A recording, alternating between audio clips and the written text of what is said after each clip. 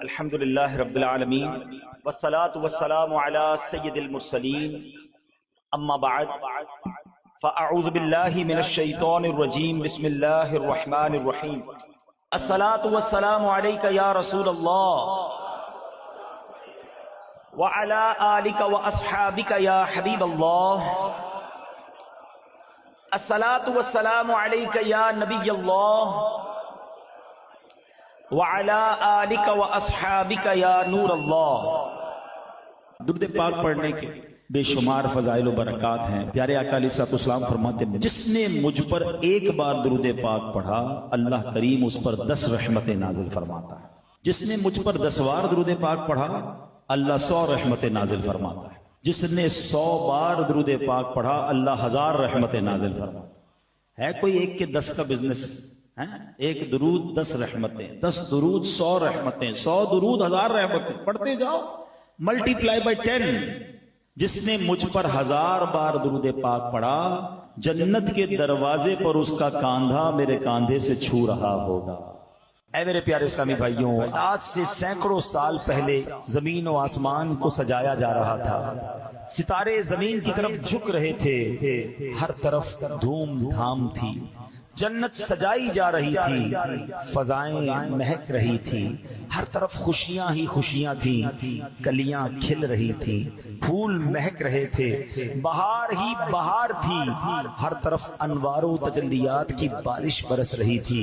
اور مزے کی بات یہ تھی کہ یہ سارا اہتمام جن کے لیے ہو رہا تھا نا، وہ دو جہاں کے دولہ محبوب خدا صلی اللہ تعالی علیہ وسلم اپنی چچازاد بہن حضرت ام ہانی کے گھر پہ آرام فرما رہے تھے۔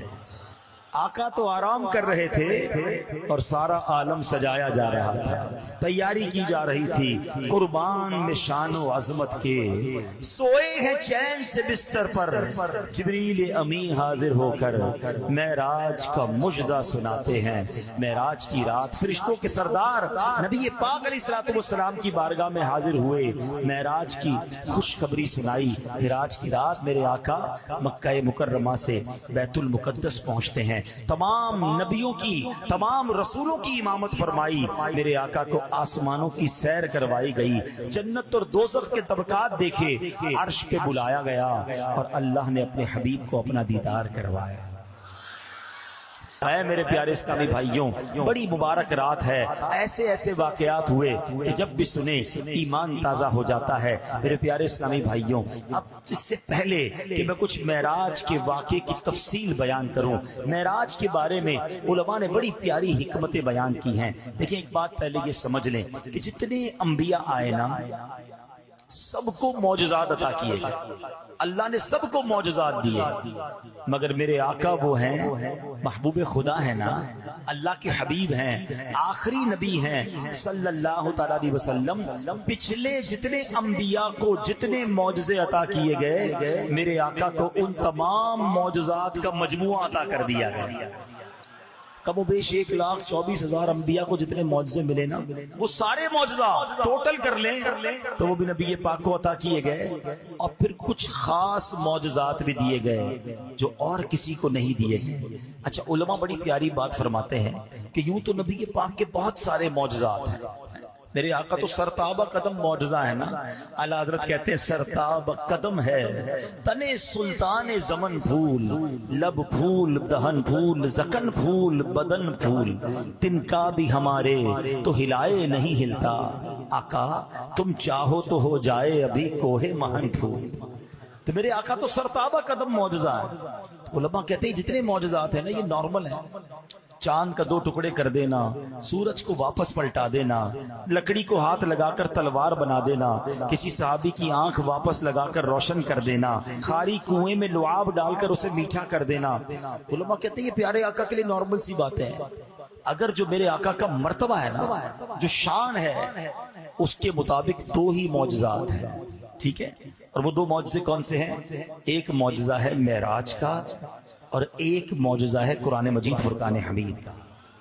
یہ نبی پاک کی شان بتاتا ہے۔ معراج کی رات کیا ہوا کہ وہ رب جس کو کسی نے نہیں دیکھا، اپنی سر کی آنکھوں سے اللہ کو کسی نے نہیں دیکھا، رب عز و جل نے اپنے محبوب کو اپنا دیدار کروایا۔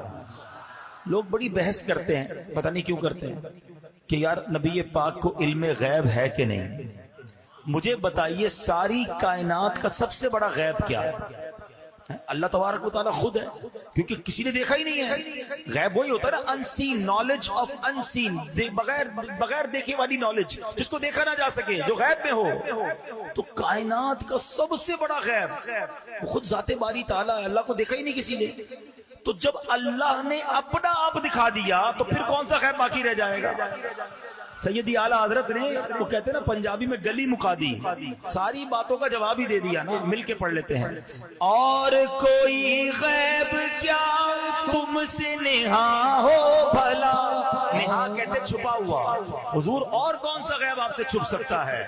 اور کوئی غیب کیا تم سے نہا ہو بھلا، اور کوئی غیب کیا تم سے نہا ہو بھلا، تم سے نہا ہو بھلا، جب نہ خدا ہی چھپا تم پہ کروڑوں درود، جب نہ خدا ہی چھپا تم پہ کروڑ۔ تو یہ اتنا بڑا معجزہ، ٹھیک ہے؟ اچھا اب اس کی کچھ لاجکس بھی سمجھ لو، حکمتیں بھی سمجھ لو۔ پیارے آقا علیہ الصلوۃ والسلام کو جو دونوں معجزات دیے گئے نا، قرآن اور معراج، یہ بڑی کمال کی بات ہے، سمجھنے والی بات ہے کہ جتنے انبیاء آئے تھے نا، ان کا اس دور کے مطابق انہیں معجزات دیے گئے۔ حضرت عیسیٰ علیہ الصلوۃ والسلام کا دور تھا کہ جب لوگ علاج میں بڑے ترقی کر گئے تھے، تو اب جو اچھا علاج کرتا تھا لوگ اسے بڑا آدمی مانتے تھے۔ تو حضرت عیسیٰ علیہ السلام آئے تو اللہ نے آپ کو ایسا معجزہ دیا کہ آپ مادر زاد اندھے پر دم کرتے تھے، وہ آنکھ والا ہو جاتا تھا۔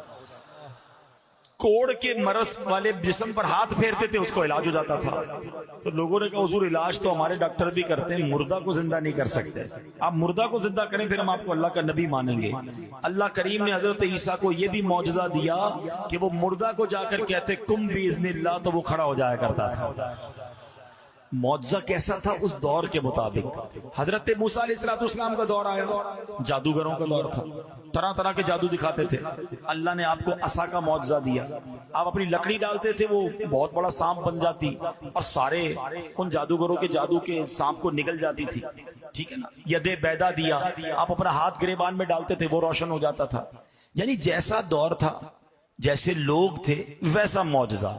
اب نبی پاک کا جو دور تھا نا، عرب کے لوگ تھے، ان کو اپنی زبان پر بڑا ناز تھا، وہ کہتے تھے ہم بڑے بولنے والے، ہمیں اچھا بولنا آتا ہے، انٹلیکچوئلز تھے۔ میں بڑی عجیب بات بتانے جا رہا ہوں، شاید بہت سارے لوگوں کو پہلی بار پتہ چلے گی۔ عرب کے رہنے والے کیا کہلاتے ہیں؟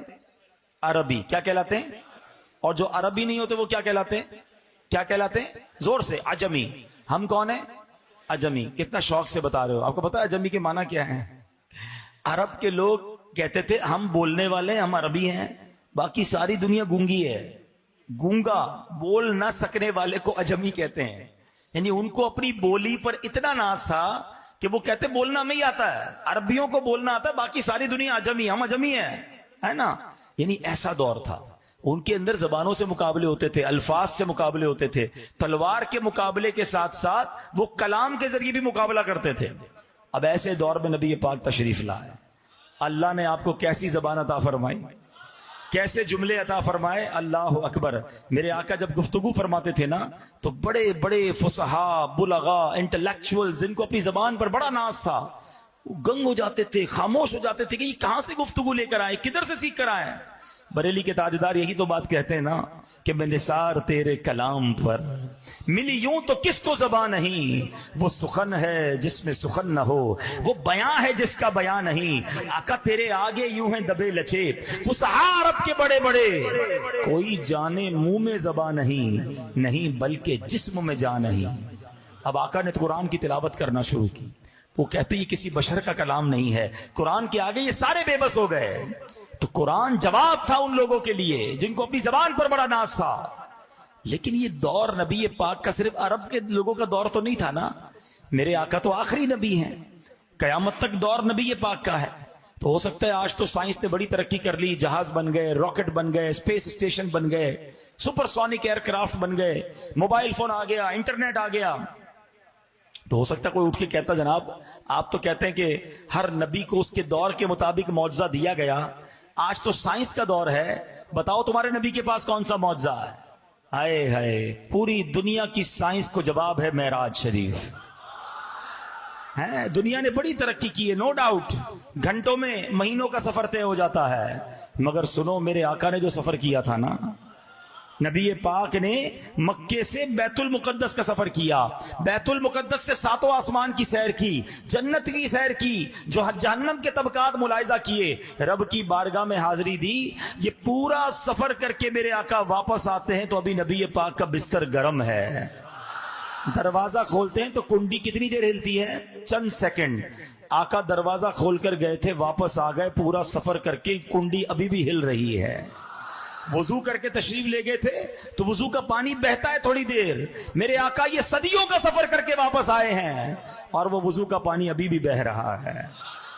یہ کیسا ٹریول تھا، یہ کتنی سپیڈ تھی، اللہ اکبر۔ اب عقل تو کہتی کہ ٹائم کو کیا ہو گیا تھا، سب چیزیں ویسی کی ویسی اور آقا سفر کر کے آ گئے تو سبحان اللہ۔ اب آؤ عشق کی زبان میں جواب لے لو۔ میرے اور آپ کے ہاتھ میں گھڑی ہے، گھڑی ہوتی ہے نا، اس کا سیل نکال لیں تو گھڑی کی ٹک ٹک رک جائے گی نا، پھر سیل لگائیں گے تو پھر چلنا شروع ہو جائے گی، ایسا ہی ہے نا۔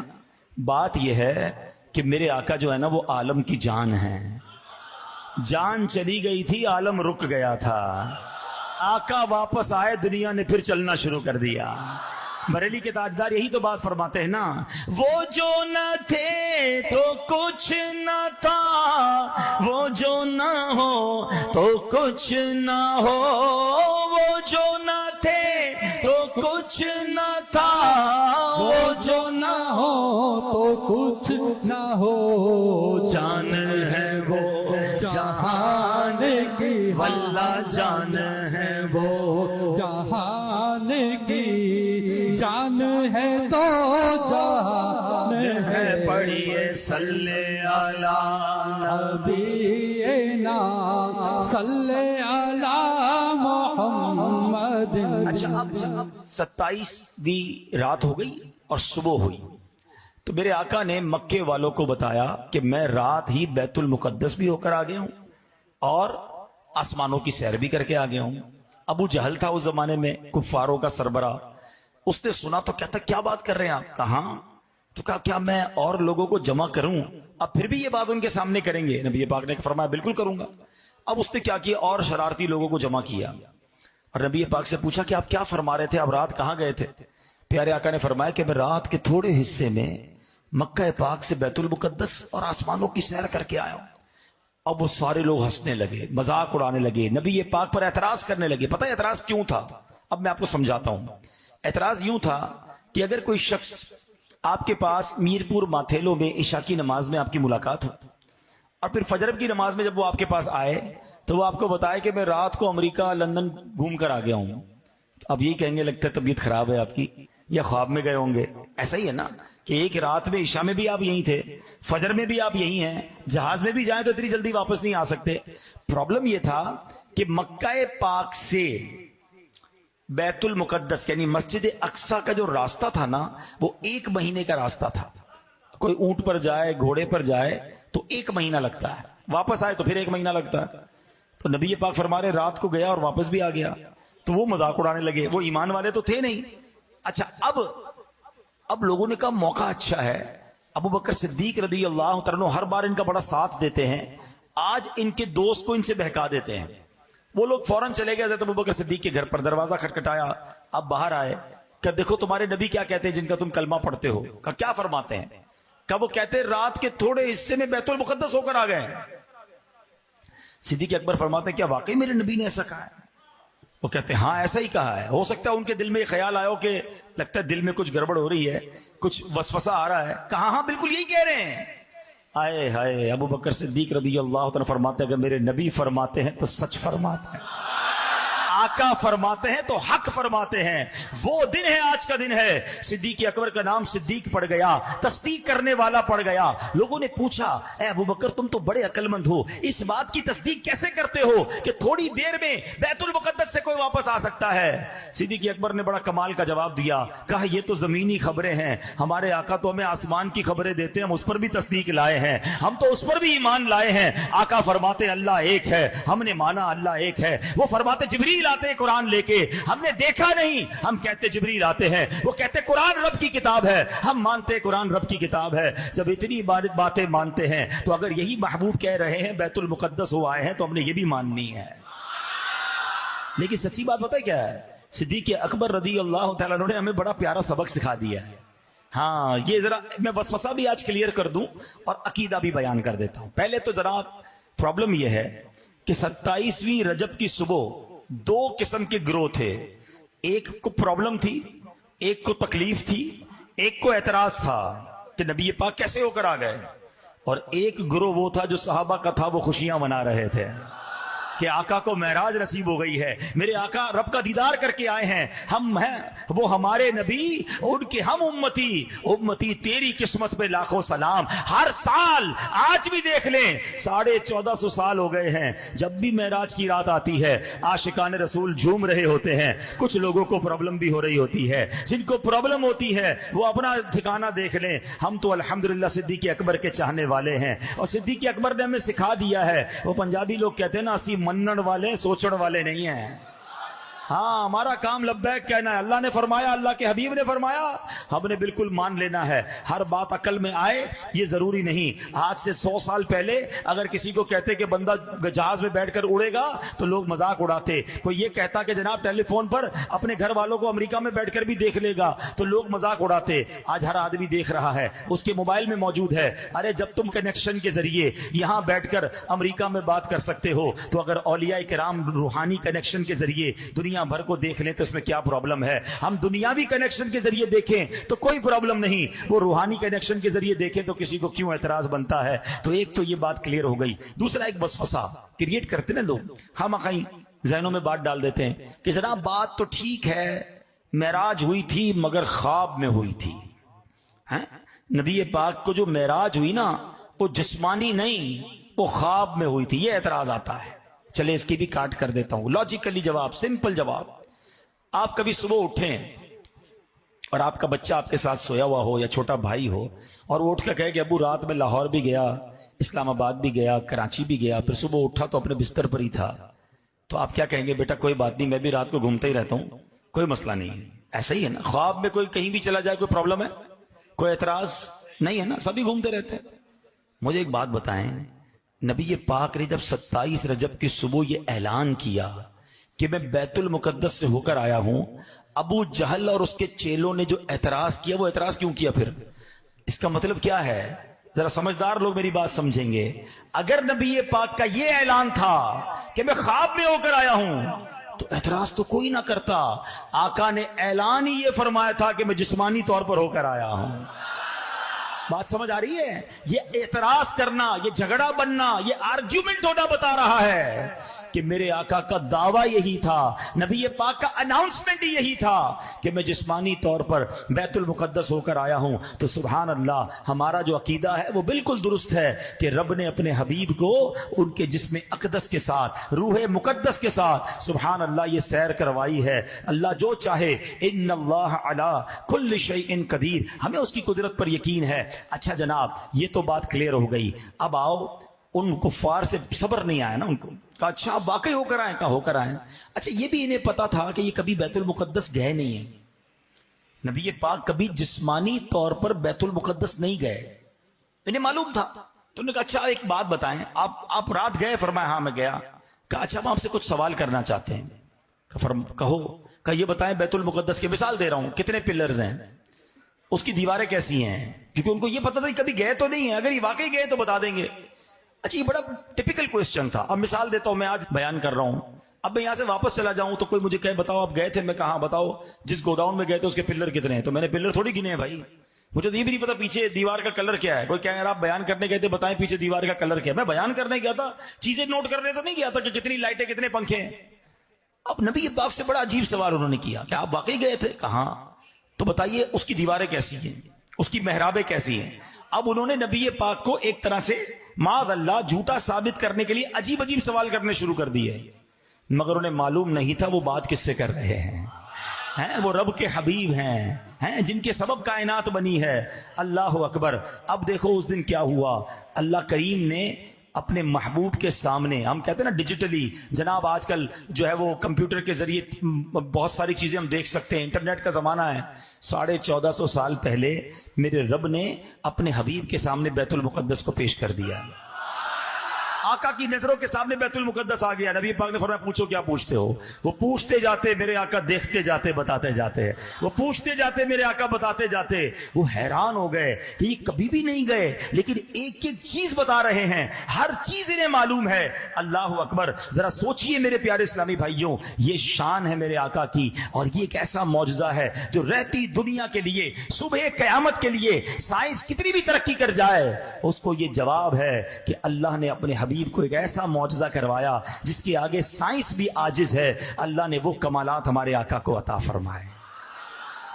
اب معراج کی رات جو یہ سفر ہوا، اس میں بہت سارے واقعات ہوئے۔ نبی پاک علیہ الصلوۃ والسلام نے اس رات جو سفر کیا نا، اس کے 3 حصے ہیں۔ پہلے 3 معراج کے حصے ہیں۔ اللہ قرآن مجید فرقان حمید 15ویں پارے کے شروع میں فرماتا ہے، سبحان الذی اسری بعبدہ لیلا من المسجد الحرام الی المسجد الاقصی۔ پاک ہے وہ ذات جس نے اپنے خاص بندے کو رات کے کچھ حصے میں مسجد حرام سے مسجد اقصی کی سیر کرائی۔ پھر آگے فرمایا الذی بارکنا حولہ لنریہ من آیاتنا، جس کے ارد گرد ہم نے برکتیں رکھی ہیں تاکہ ہم اسے اپنی عظیم نشانیاں دکھائیں۔ انہ هو السمیع البصیر، بے شک وہی سننے والا دیکھنے والا ہے۔ اب سفر کے 3 جو ہے نا وہ درجے ہیں۔ پہلا حصہ مکہ پاک سے بیت المقدس تک، اسے اسرا کہتے ہیں۔ آسمانی معراج جو مسجد اقصی سے سدرۃ المنتہا تک ہے، اسے معراج کہتے ہیں۔ اس کے بعد ہے لا مکانی، سبحان اللہ، سے معراج جو سدرہ سے آگے لا مکان کا سفر ہے، اسے عروج کہتے ہیں۔ سبحان اللہ۔ اب میرے پیارے اسلامی بھائیوں، یہ 3 حصے جو سفر کے ہیں یہ بڑے کمال کے ہیں۔ سفر معراج میں نبی پاک جب روانہ ہوئے نا، مکے سے روانہ ہوتے ہیں، اور میرے آقا علیہ الصلوۃ والسلام نے 12 مقامات پر، نبی پاک نے اس پورے سفر میں 12 مقامات پر نماز ادا فرمائی۔ مکے سے روانہ ہوئے، پہلے مدینہ پاک نظر آیا۔ ابھی نبی پاک مدینے گئے نہیں تھے۔ ایک مقام پر پہنچ کر حضرت جبریل نے عرض کی کہ حضور یہاں اتریے، نماز پڑھیے۔ آپ نے نماز ادا فرمائی۔ حضرت جبریل نے عرض کیا حضور آپ کو معلوم ہے آپ نے کس جگہ نماز پڑھی؟ جبریل امین نے خود ہی جواب دے دیا کہ آپ نے طیبہ یعنی مدینہ شریف میں نماز پڑھی ہے، آپ یہیں ہجرت کر کے تشریف لائیں گے۔ مکے سے پہلے مدینے کا سفر ہوا۔ پھر دوسرا مقام طور سینا، یہ وہ پہاڑ ہے جہاں حضرت موسیٰ علیہ السلام رب سے بات کرنے جایا کرتے تھے، وہاں 2 رکعت نماز ادا فرمائی۔ اس کے بعد تیسری راستے میں سفر ہوا تو حضرت جبریل نے ایک اور جگہ کہا حضور یہاں بھی نماز پڑھیں۔ کہا یہ بیت اللحم ہے جہاں حضرت عیسیٰ علیہ السلام کی ولادت ہوئی تھی۔ اور آگے گئے تو آپ نے حضرت موسیٰ علیہ السلام کو دیکھا۔ نبی پاک کی حدیث ہے، مسلم شریف کی حدیث ہے کہ میں معراج کی شب میرا گزر حضرت موسیٰ علیہ السلام کی قبر سے ہوا جو ریت کے سرخ ٹیلے کے پاس واقع ہے۔ اس وقت موسیٰ علیہ السلام اپنی قبر میں کھڑے نماز پڑھ رہے تھے۔ اللہ اکبر۔ اب ذرا تھوڑا سا سمجھیے گا بات کو، دیکھیں آپ بیان غور سے سنتے جاؤ گے نا تو بہت سارے وسوسوں کی کاٹ، بہت ساری چیزیں کلیئر ہوتی چلی جائیں گی۔ پہلی بات تو یہ ہے کہ نبی پاک علیہ السلام حضرت موسیٰ کی قبر کے قریب سے گزر رہے ہیں، اس کا مطلب انبیاء کی، بزرگوں کی قبر پر جانا یہ نبیوں کا طریقہ ہے۔ اور اللہ نے نبی پاک کو کیسی آنکھ عطا فرمائی کہ قبر کے اندر بھی دیکھ رہے ہیں۔ اللہ نے یہ کیسا کرم فرمایا اپنے حبیب پر، کیسی نگاہ عطا فرمائی کہ قبر کے اندر حضرت موسیٰ کو نماز پڑھتے دیکھ رہے ہیں۔ تو سیدی اعلیٰ حضرت ابھی تو لکھتے ہیں نا کہ سر عرش پر ہے تیری گزر، دل فرش پر ہے تیری نظر، سر عرش پر ہے تیری گزر، دل فرش پر ہے تیری نظر، ملکوت و ملک میں کوئی شے نہیں وہ جو تجھ پہ عیاں نہیں۔ اللہ نے کیسی نگاہیں دی۔ اور تیسرا عقیدہ کلیئر ہو گیا کہ अंबिया जो हैं वो अपनी कब्रों में जिंदा हैं, वो तो नमाज पढ़ रहे हैं। अल्लाह अकबर। अल्लाह कुरान में भी तो ये इरशाद फरमा रहा है ना, बिस्मिल्लाहिर्रहमानिर्रहीम, वला तहसबन्नल्लज़ीना कुतिलू फी सबीलिल्लाहि अम्वाता बल अहयाउन इंद रब्बिहिम युरज़क़ून। अल्लाह फरमाता है जो अल्लाह की राह में शहीद किए गए, हरगिज उन्हें मुर्दा ख्याल न करो, मुर्दा ख्याल न करना, बल्कि वो अपने रब के पास जिंदा हैं, उन्हें रिस्क दिया जाता है। अब उलमा बड़ी प्यारी बात कहते हैं कि शहीद के बारे में कुरान कह रहा है कि उन्हें मुर्दा ना कहो, वो कब्र में जिंदा है, उन्हें रिस्क मिलता है। तो शहीद से बड़ा मर्तबा तो नबी का है ना। जिस नबी की उम्मत में कोई शहीद जिंदा हो तो नबी का कब्र में आलम क्या होगा। और हदीस पाक भी है, अल्लाह के हबीब अलैहिस्सलाम फरमाते हैं, बेशक अल्लाह पाक ने जमीन पर अंबिया इकराम के जिस्मों को खाना हराम फरमा दिया है, अल्लाह पाक के नबी जिंदा हैं, उन्हें रिस्क दिया जाता है। एक और जगह अल्लाह के हबीब अलैहिस्सलाम फरमाते हैं, अंबिया इकराम अपनी कब्रों में जिंदा हैं और नमाज भी पढ़ते हैं।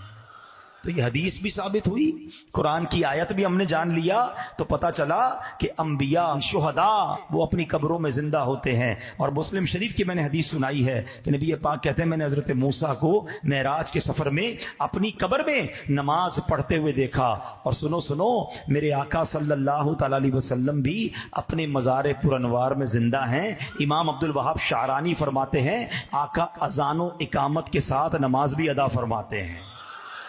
हाँ, कब्र अनवर में अजान व इकामत के साथ नमाज अदा होती है और दीगर अंबिया किराम भी अपनी अपनी कब्रों में नमाज अदा फरमाते हैं। तो क्या शान है मेरे आका अलैहिस्सलाम की, अंबिया की, सहाबा और अहले बैत की। अब आगे चलिए, इस तरह एक और मसला भी हल हो गया कि कुबूर मुस्लिमीन पर जाना।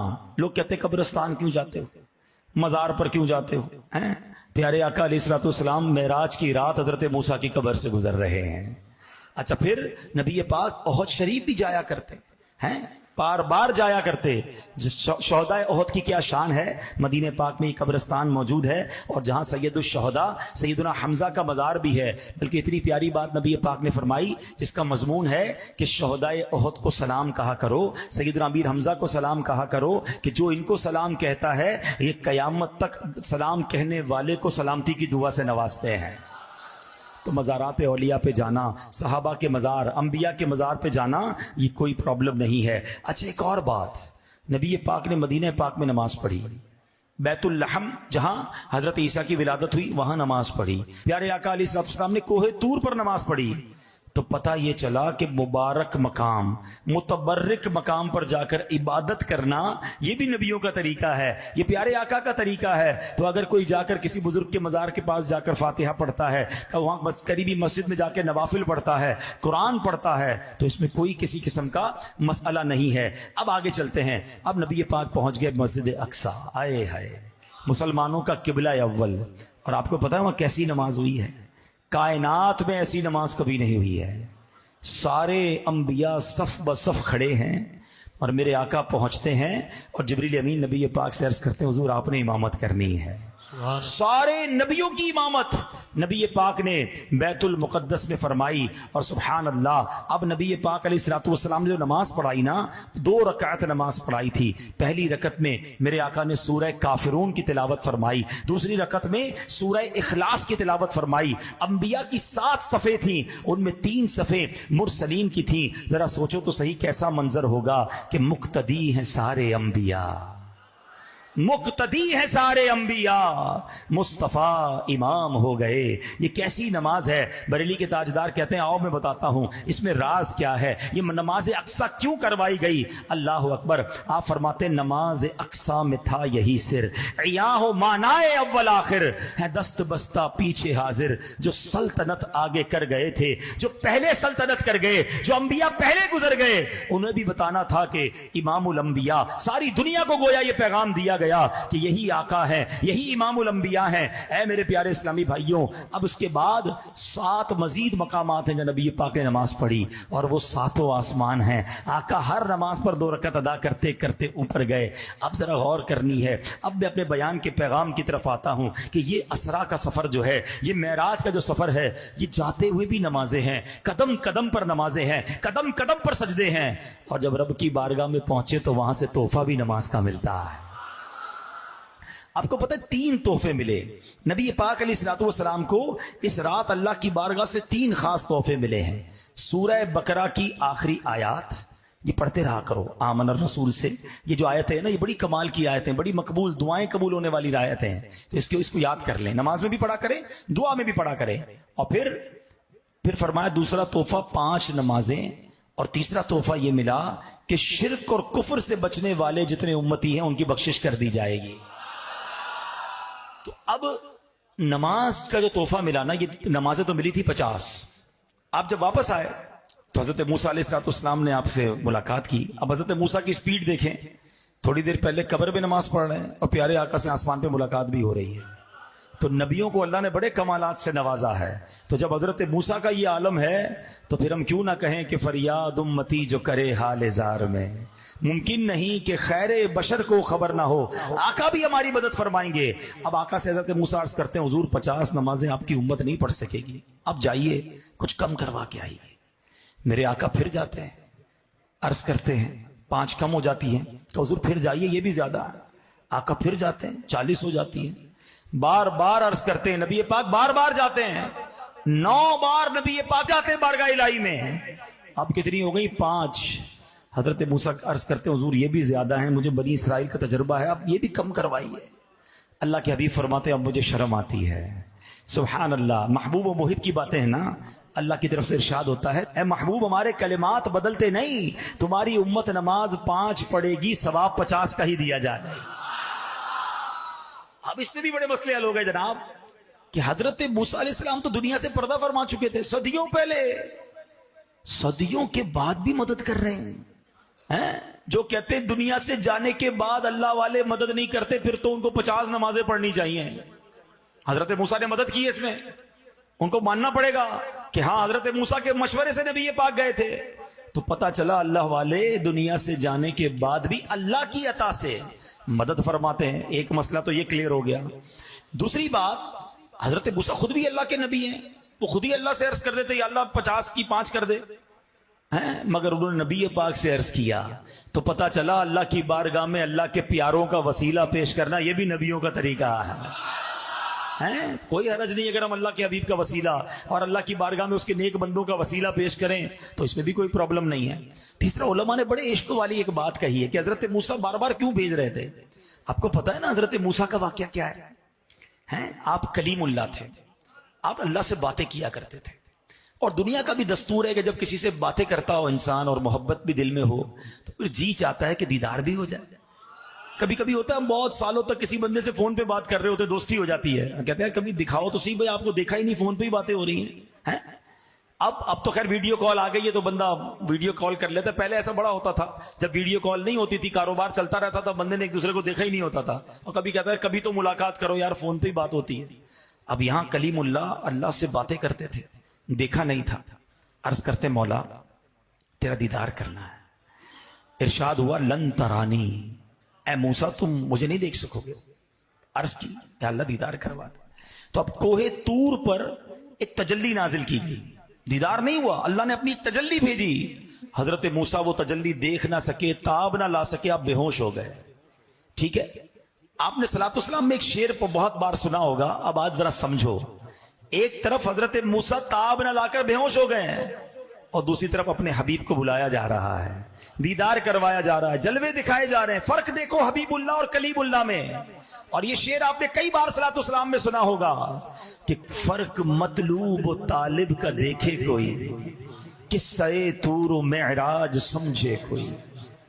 Try to understand the difference between طور and معراج، ان دونوں واقعات میں فرق سمجھو۔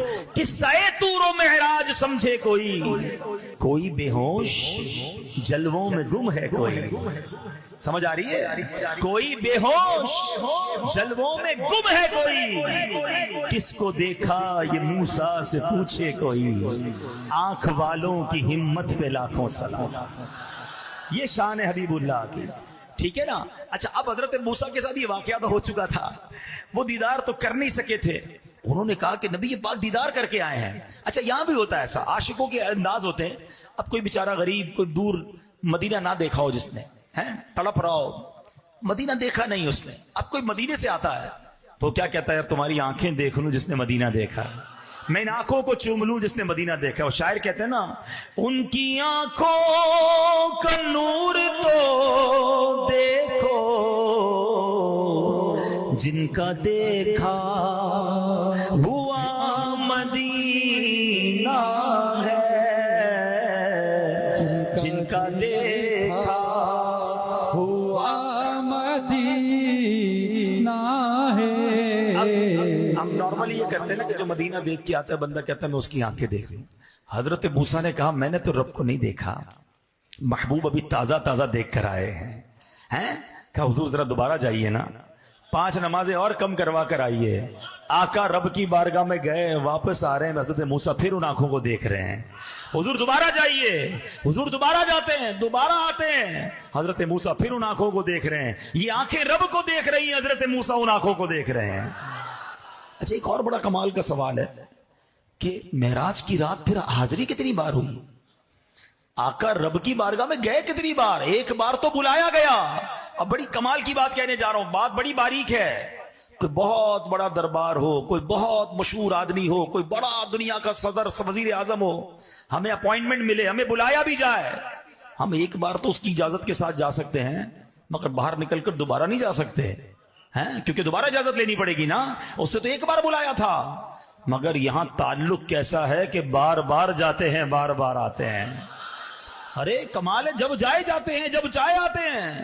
یہی بات تو بریلی کے تاجدار کہتے ہیں نا, کسرے دنا تک کس کی رسائی, کسرے دنا تک کس کی رسائی, جاتے یہ ہیں آتے یہ ہیں, صلی اللہ علیہ وسلم, صلی اللہ علیہ وسلم, صلی اللہ علیہ وسلم.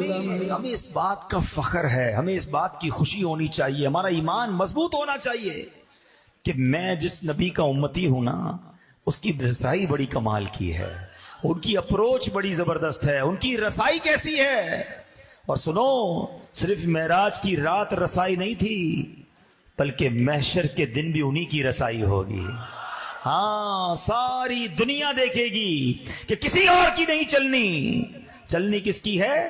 آؤ بریلی کے تاجدار بتاتے ہیں, سنتے ہیں کہ محشر میں صرف ان کی رسائی ہے. He is one and only. محشر میں صرف ان کی رسائی ہے,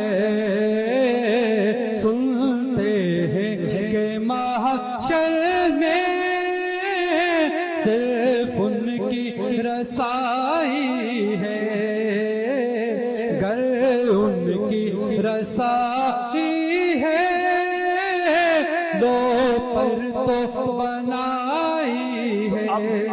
اب سب ایسے آقا ہیں جن کی معراج کی رات بھی رسائی ہے, بارگاہ الہی میں رسائی ہے, معراج میں رسائی ہے. تو پھر تو اس آقا سے تعلق مضبوط کر لو نا, کیونکہ انہوں نے ہی کام آنا ہے, انہوں نے ہی شفاعت کرنی ہے, انہوں نے ہی بخشوانا ہے. اگر وہ ناراض ہو گئے تو مارے جائیں گے. ہاں یاد رکھنا, اور کوئی نہیں ہمارا, ہمارے پاس انہی کا آسرا ہے. اور ہم یقین کریں پچھلی امتوں سے زیادہ لکی ہیں کہ ہم آقا کے امتی بنے ہیں. میری خوش قسمتی میں تیرا امتی, یقین کرو لکی ہم. کسی اور امت میں بھی پیدا ہو سکتے تھے نا, کسی اور نبی کے زمانے میں پیدا ہو سکتے تھے. یہ اللہ نے مجھ پر اور آپ پر احسان کیا ہے کہ سرکار کا امتی بنا دیا ہے. اب جب امتی بنے ہونا, غلام بنے ہونا, تو پھر پکے غلام بنو نا, سچے عاشق بنو نا. نماز کتنی بڑی نعمت ہے آپ کو پتا ہے. جتنے احکام, روزہ, زکوٰۃ, حج, اسلامی احکام جبریل امین آقا کی بارگاہ میں زمین پر لے کر حاضر ہوتے تھے. مگر نماز کی اہمیت سمجھو کہ محبوب کو لا مقام پر بلا کر عطا فرمایا گیا ہے، سدرۃ المنتہا اور اس سے آگے بلا کر دیا گیا ہے۔ سوچو نماز کی اہمیت کیا ہے۔ اور سبحان اللہ، سنو کہ جو نماز ہے نا، وہ نماز مومن کی معراج ہے۔ الصلاۃ معراج المومن، ارے نماز ہماری معراج ہے۔ آج آقا کی معراج کی بات سن رہے ہو نا، کہ نبی پاک کو معراج ملی، اس رات آقا خالی ہاتھ نہیں آئے، ہماری بھی معراج لے کر آئے ہیں کہ تم نماز پڑھ لو۔ اور سنو اے نمازیوں، بندے تو ہم بھی ہیں نا، تمنا تو ہماری بھی ہے نا کہ پیارے آقا نے تو خالق کا دیدار کیا ہے، ہم بھی تو دیکھتے مالک کیسا ہے، خالق کیسا ہے۔ جس رب نے دنیا اتنی خوبصورت بنائی، اس رب کی خوبصورتی کا عالم کیا ہوگا، ہیں؟ مگر ہم تو بندے ہیں، ساڑی تو کوئی پہنچ ہی نہیں ہے۔ سنو میرے آقا نے مہربانی پتہ کیا کی، خود تو دیدار کر آئے، ساڑھے دیدار کا بھی انتظام کر دیا ہے، ہمارے دیدار کا بھی انتظام کر دیا۔ کیسے؟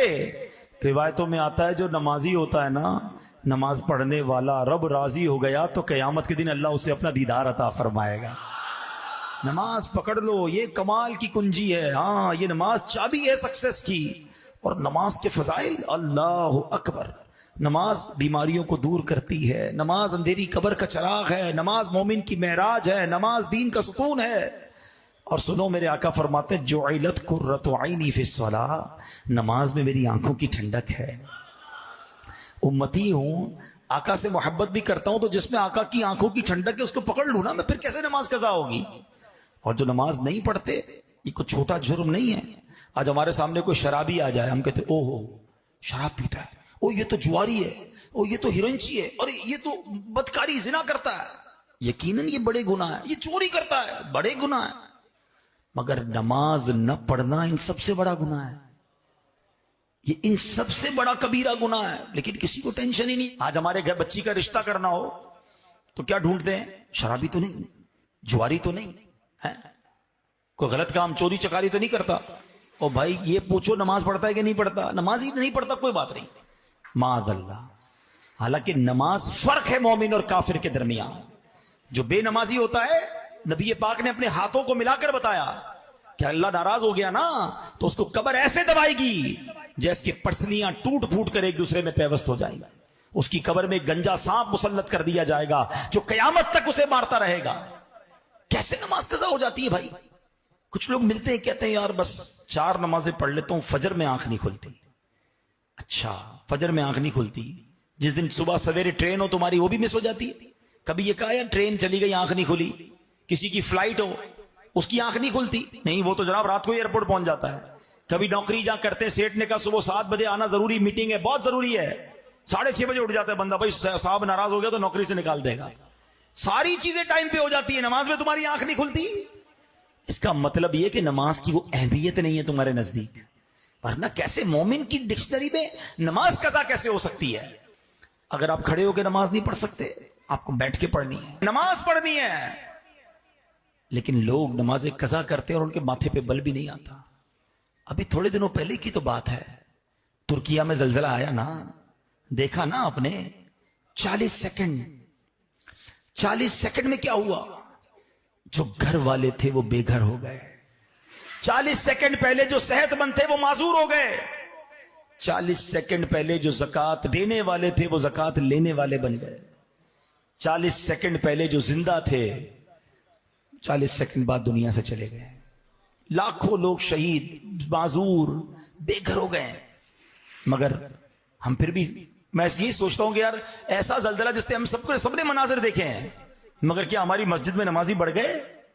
کیا ہم نے توبہ کر لی کہ یار میں بھی کسی دن سوؤں گا اٹھوں گا ہی نہیں؟ آپ کو پتہ ہے زلزلہ کتنے بجے آیا؟ صبح 4:15 بجے آیا۔ 99% لوگ اپنے گھروں میں تھے، بستر پر تھے، اور سوتے سوتے ہی چلے گئے۔ بچپن میں ایک جملہ سنتے تھے نا، ایک شعر سنتے تھے، سونے والے رب کو سجدہ کر کے سو، کیا خبر اٹھے نہ اٹھے صبح کو، کیا خبر تیری صبح ہو نہیں اور صبح ہو تجھ ہو زیر زمین۔ یہ تو ایسے ہی ہوا نا، سوتے ہی چلے گئے۔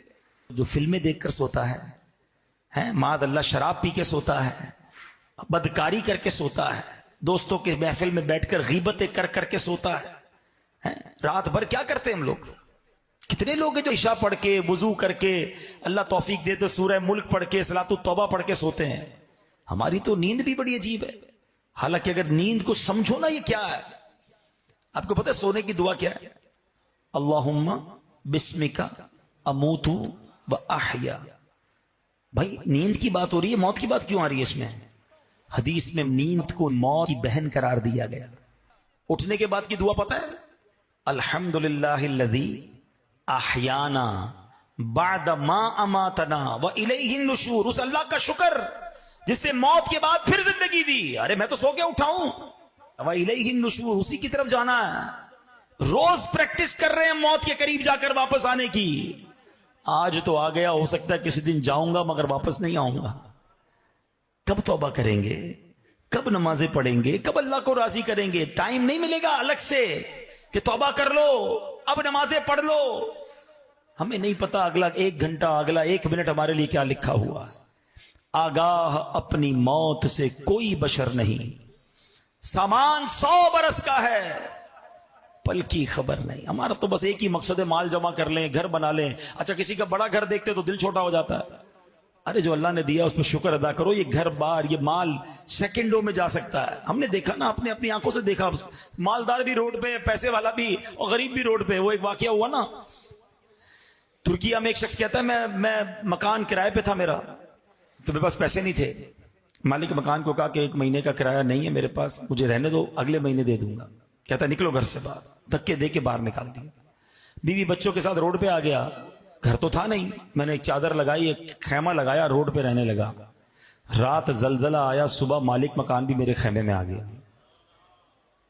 سمجھ آئی بات ہے؟ کل اس کو گھر سے نکالا، صبح خود گھر سے باہر تھا.